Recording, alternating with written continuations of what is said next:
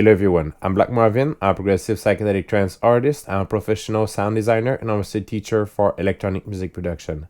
Today we're going to take a look at Baby Audio's new plugin called Atoms.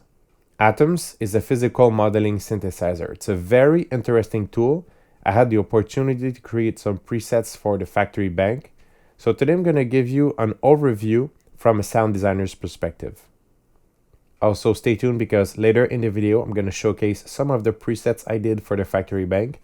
And if you like that kind of content, sound design, new plugins, don't forget to subscribe to this channel and like this video. And now let's dive into Atoms. So Atoms, it's a physical modeling synthesizer, and I'm going to explain it simply because we could go and look at the manual and explain algorithmically what everything does and mathematically, but I'm gonna explain it from a sound designer's perspective, like what does what and what you can use to do what. The idea behind Atoms is the movement of a string being bowed into digital synthesis, to recreate that into a synthesis process. That's the sort of foundation idea behind it, but you'll see that the sounds we can get with Atoms are far behind just like a string type sound. We can get some really textury stuff, some weird stuff, and you know that I like weird stuff. And there's also, we can even get some more like almost end pan percussive type stuff with it too. So what I'll do is I'll take each of these knobs here, each of these parameters, and I'll explain what they do and how you can use them sound design wise, because when working on presets I kind of had to learn how they affect the sound, not just like what they mean, because that's one thing to read, but by the way, that's super cool. If you toggle that tab here, you have the information, so that's really nice. But there's one thing to read that, and it's a different thing to understand what it does and how you can apply it and use it in a sound design way. But you also see at the end I'll show you that these functions are really cool. If you're not big sound designer, you can pretty much get some cool happy accidents with these features here. So let's start explaining the knobs. I'll just put everything to 0. We're gonna get that here and here as well. Let's start with chaos. There's 4 different profiles here, but we're going to talk about this later. And for our knob explanation, we're going to stay on the standard one. So chaos is really it's the stability or instability of the sound that you can, at 0, it's pretty stable. At 100%, it's fairly unstable. It gets a bit dirtier, gets a bit meaner, sound design wise, almost like, psychologically, it's very gentle, and the more chaos you put, it starts to sound mean and almost like menacing to you.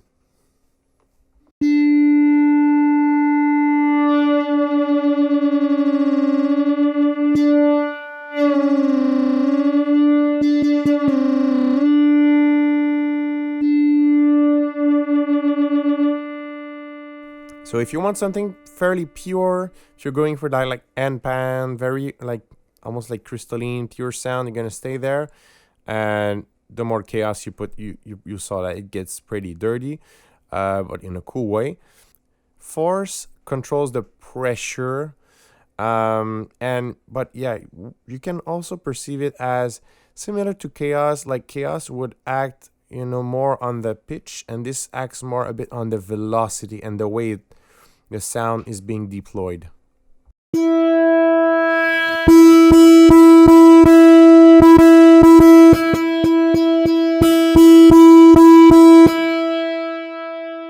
can hear that it almost starts to saturate at the end, which is cool. But yeah, it's just like the force perceived on the sound. It's still plucky here, right? But it gets a bit more like in your face plucky here. But once again, like I explained with the chaos one, it feels more gentle here, while it feels more like brute force around here. Now drive. drive is fairly easy to understand. It's really like it's some distortion, like it's a wave shaping function, but it sounds like you're saturating, you're adding distortion.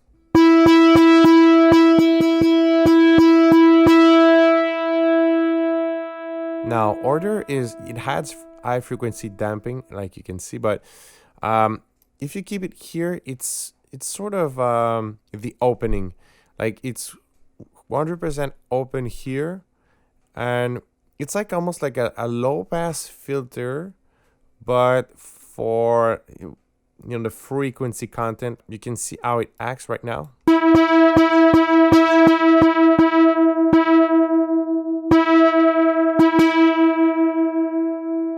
It gets a bit more gentle.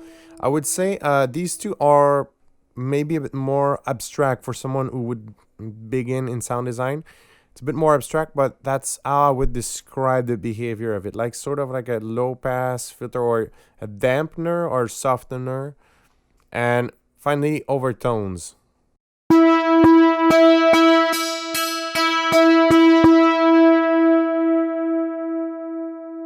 Overtones, it has a lot of control. You can really switch the sound using the overtones. You can see there's like range wise, this one is, I would say, is the knob that changes the most the things. Maybe like chaos would be close to it, but you can hear that like it almost like tilts the frequency content and the behavior of the sound massively. And finally, this one is fairly easy to understand. It's a low pass filter, but it's very useful in order to shape it's sort of the output of the sound. In some ways, it's the one, I think the position is cool because it's like it's one that you're gonna check more at the end, because all these they sculpt the sound more drastically. Now let's switch profiles for fun.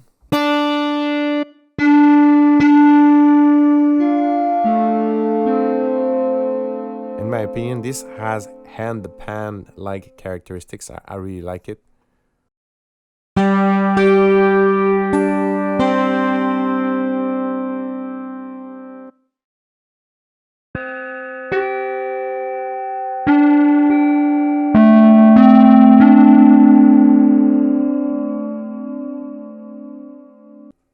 So far I've been using these as really like hitting notes like leads, but we can change that with the attack and release. And what you can see is that this attack, it's similar to what you're used to on an envelope attack, but it's more acting on the characteristics of the sound than the actual just values. So that's more like how the sound is going to deploy itself rather than just like purely an attack value like you're used to on regular synthesis.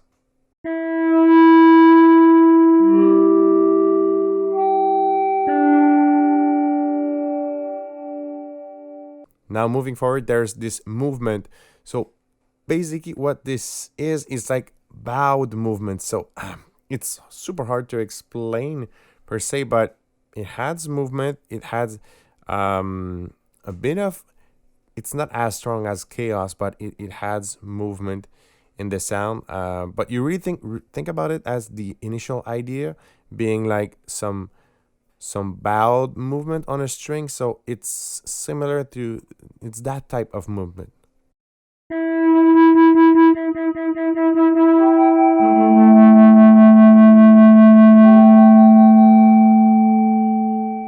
So on the left side is the depth, and on the right side is the speed.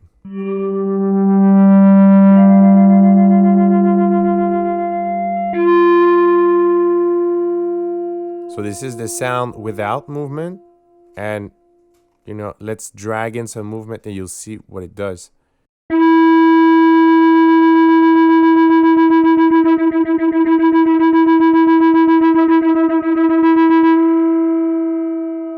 Personally, it's one of my favorite ways to inject texture inside atoms. Now, this is movement, but there's other ways to inject movement inside atoms. Each of these can have motion. We're going to discuss these once we're done with this. But what is cool is that this movement, you can sort of make it interact with the rest you know, of the other motions, the other parameters, how they're moving, they can synergize and create some more interesting textures. Now modulation, this sounds almost like it's very like voice duplicating, like it says like a chorus like effect, and I think it's very well described.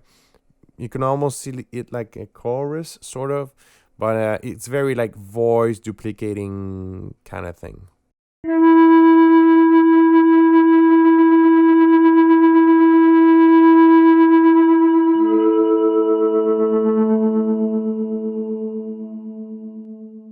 It's definitely more subtle than the movement for sure.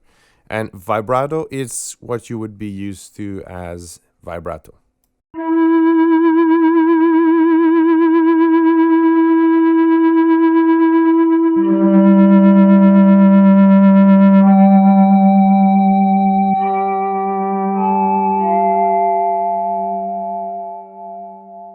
And now here you have space, which is it's a reverb. So X is the mix, so how much, and this is the size.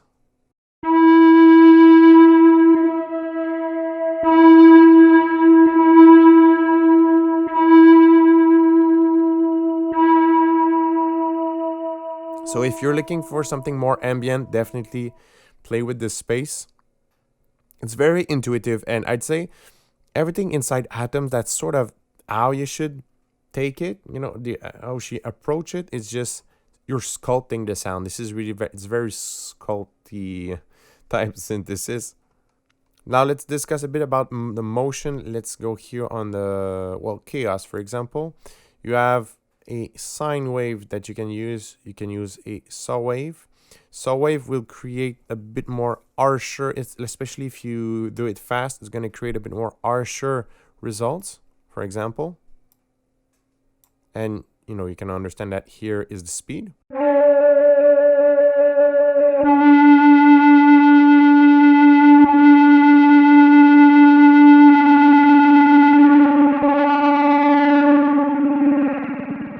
So what I mean by harsher result, if you compare it to sine,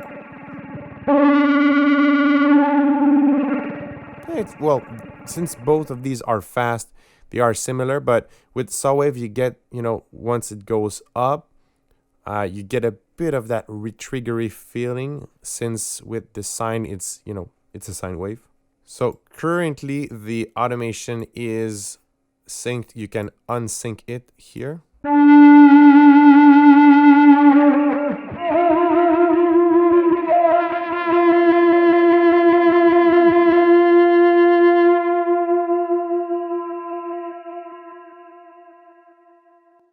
So you guessed it, that's sort of the modulation amount.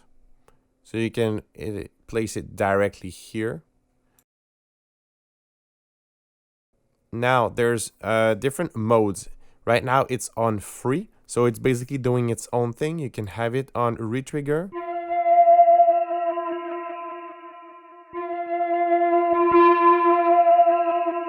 Basically, whenever you hit a new note, it's going to create a new motion.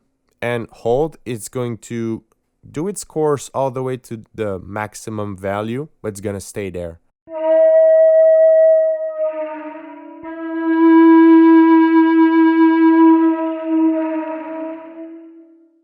So each of these, they have their own motion, but let's say you really like this motion and you want to sort of have this whole preset gravitate towards that specific movement.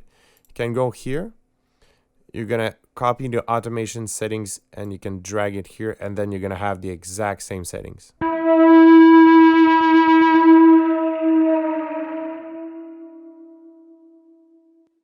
Now let's talk about that random function. I think it's really cool because, you know, sound design, sometimes you go for something you really know what you're doing, but other times you might try to hunt for happy accidents, and you can do that here. So if you hit that randomize unlocked parameters, it's gonna randomize everything.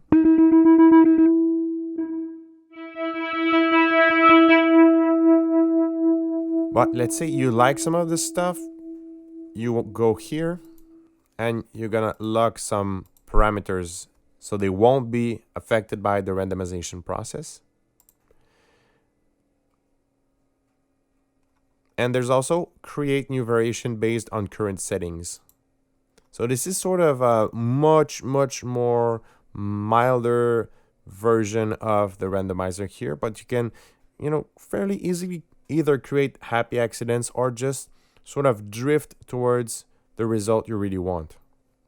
And finally, here's a demo of the presets I did, and you can find them in the factory presets of Atom.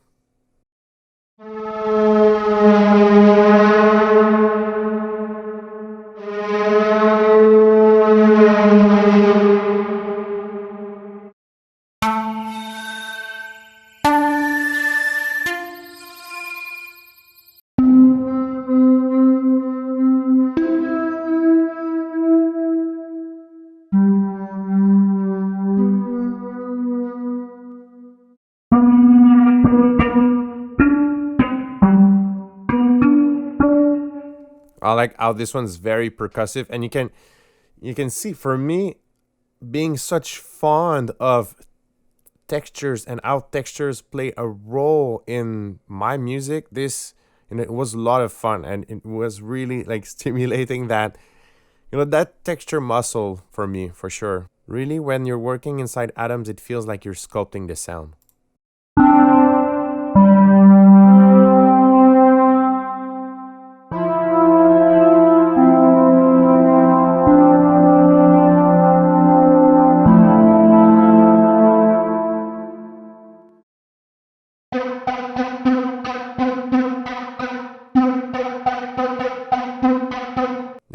This sounds like a really cool spin on like it's almost like dirty techno super sauce stab.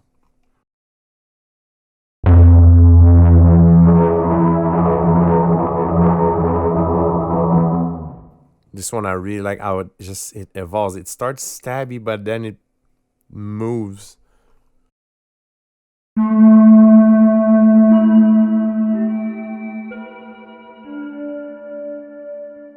This one's definitely on the softer side of Atoms.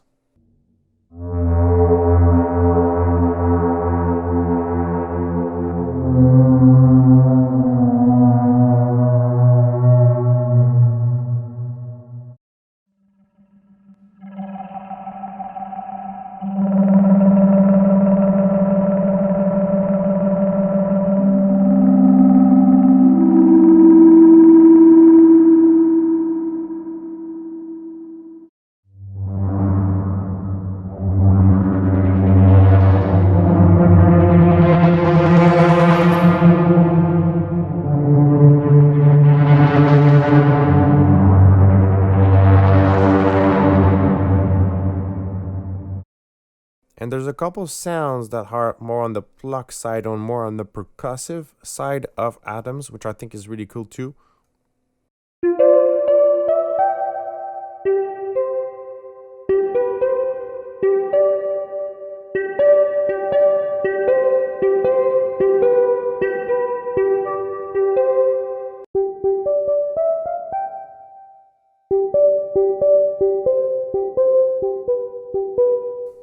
And yeah, that's pretty much. There's a couple other ones. Like I said, they are inside the factory presets. You can have some fun with them. And there's a ton of other really cool presets by some very talented sound designers. I'm super happy to be part of the factory presets, and it was like a lot of fun.